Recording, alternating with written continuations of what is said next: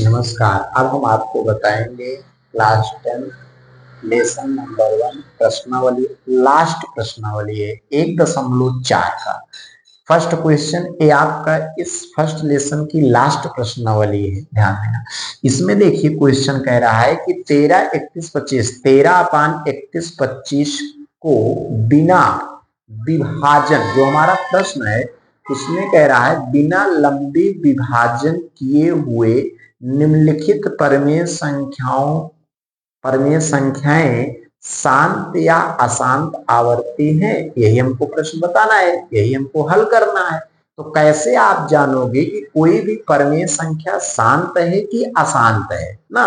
तो सबसे पहले आप इसको ध्यान दीजिए। देखिए जैसे ये हमारा एक परमेय संख्या है, हम जान रहे हैं, चलो, लेकिन ये शांत कैसे है अशांत। देखिए शांत का मतलब होता है, आप इसको समझना, शांत और अशांत क्या है।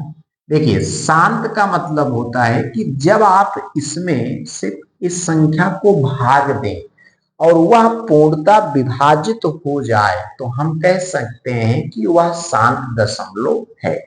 अशांत का मतलब होता है कि वह पूर्णतः विभाजित न हो तो हम कह सकते हैं कि वह अशांत दशमलव है।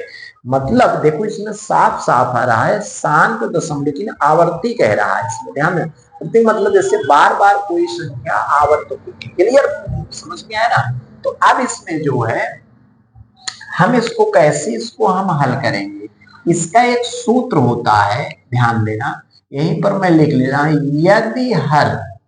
यदि हर जो है हर का अभाज्य गुणनखंड करें और वह 2 की पावर n गुणे 5 की पावर m, है ना, 2 की पावर n मल्टीप्लाई 5 की पावर m के रूप में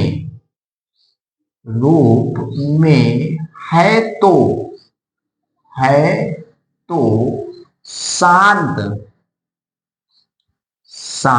दशमलव कहलाता है। क्लियर, क्या कहलाएगा, शांत दशमलव का।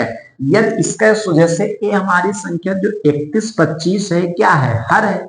अगर इसी का हम अभाज्य गुणनखंड करेंगे और वह अभाज्य गुणनखंड जो है 2 की पावर n और मल्टीप्लाई 5 की पावर n के रूप में हो, मतलब इसका मतलब हुआ कि उस अभाज्य गुणनखंड करने पर जो उसका भाजक है, वह भाजक जो है वह 2 और 5 के अतिरिक्त कोई भी संख्या ना हो तो हम कह सकते हैं कि वह जो है शांत दशमलव है। तो चलते हैं इसको हम हल करते हैं। कैसे इसको हम हल करें, सबसे पहले 31 और 25 का हम अभाज्य गुणनखंड करेंगे। अभाज्य गुणनखंड करने पर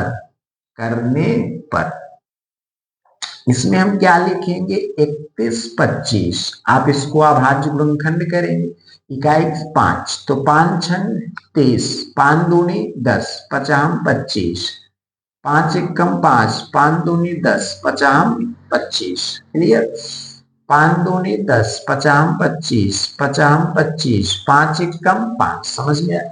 अब इसमें देखिए यही संख्या आ रहा है तो आप कहोगे सर जी ये तो आसान है। नहीं, ये आसान नहीं है। अभी भी इसमें कोई पॉइंट समझिए।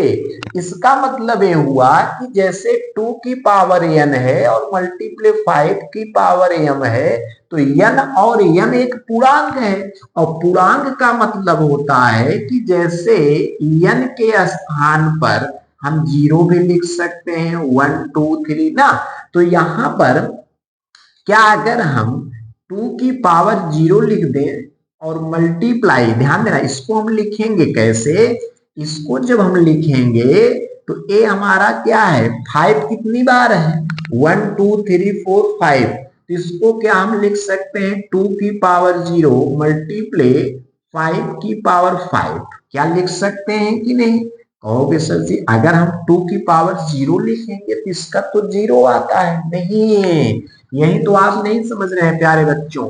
देखिए 2 की पावर 0 का मान होता है एक किसी भी संख्या की जो ऊपर पावर है घात, तो इसका सूत्र होता है x की पावर 0 का मान कितना होता है 1। समझ में आया?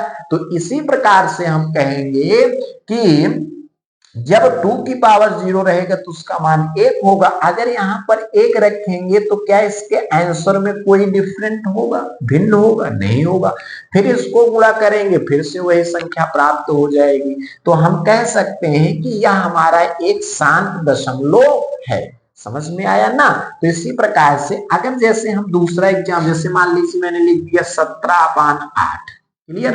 ये भी आपके प्रश्न में है। अब देखिए 8 को हम क्या लिख सकते हैं, 2 की पावर m गुणे 5 की पावर 2 दूना 4 दूनी 8, इसका मतलब 2 की पावर 3 गुणे 5 की पावर 0 ना, लिख सकते हैं कि नहीं?